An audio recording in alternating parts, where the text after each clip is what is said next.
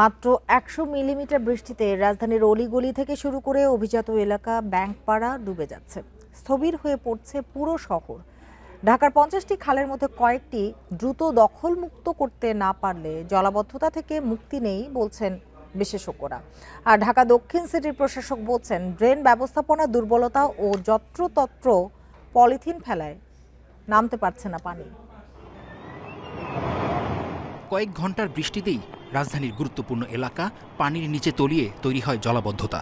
পুরান ঢাকা থেকে শুরু করে অভিজাত গুলশান বনানী যেন রূপ নেয় সমুদ্রে। ধানমন্ডি, শাহজাহানপুর কিংবা ব্যাংকপাড়া মতিঝিলও হয় জলমগ্ন। জলজটের কারণে সবচেয়ে ভোগান্তিতে স্কুল কলেজ শিক্ষার্থী এবং অফিসগামী মানুষ। গুরুতর অসুস্থ রোগীদের হাসপাতালে নিতেও পড়তে হচ্ছে বিপাকে। বর্তমানে ১০০ মিলিমিটার বৃষ্টিপাতেই পানি জমে স্থবির হয়ে পড়ে রাজধানী। ঢাকার ৫০টি খালের অন্তত ৫ থেকে ৭টি বড় খাল দখলমুক্ত করে দ্রুত খননের তাগিদ বিশেষজ্ঞদের।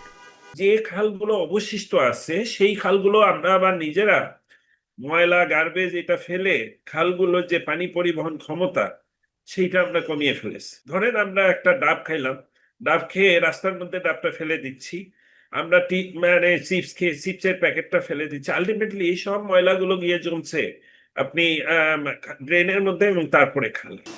আরবান ড্রেনেজ মডেলিং বাস্তবায়ন করতে পারলে জলাবদ্ধতা দূর করা সম্ভব বলে জানান বিশেষজ্ঞরা।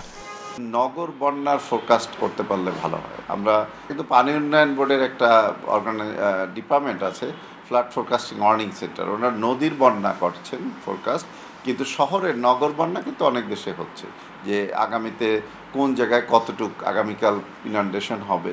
তো আরবান ড্রেনেজ মডেলিং করলে এটা ইজিলি করা যায়, তো এই ক্যাপাসিটি আমাদেরও আছে। এদিকে ৩৩টি স্পটে অল্প বৃষ্টিতেই পানি জমে বলে জানান ডিএসসিসি প্রশাসক। সমাধানে পলিথিন নিষিদ্ধে প্রধানমন্ত্রীর কঠোর পদক্ষেপ চান তিনি। সমস্যাটা হয়ে গেছে পলিথিন, এইটার ব্যাপারে আমাদের একটা আন্দোলন করতে হবে এবং মাননীয় প্রধানমন্ত্রীকে বলবো, সরকার প্রধানকে বলবো এবং আমাদের পরিবেশ মন্ত্রীকে বলবো যে এই বিষয়ে যাতে সরকার স্ট্রংলি কোনো পদক্ষেপ গ্রহণ করে। পুরান ঢাকা ও পিলখানা এলাকায় পানি নিষ্কাশনে নালাগুলো সংস্কারের পরিকল্পনা ঢাকা দক্ষিণ সিটি কর্তৃপক্ষের। শিকদার মেহেদি, ইন্ডিপেন্ডেন্ট নিউজ, ঢাকা।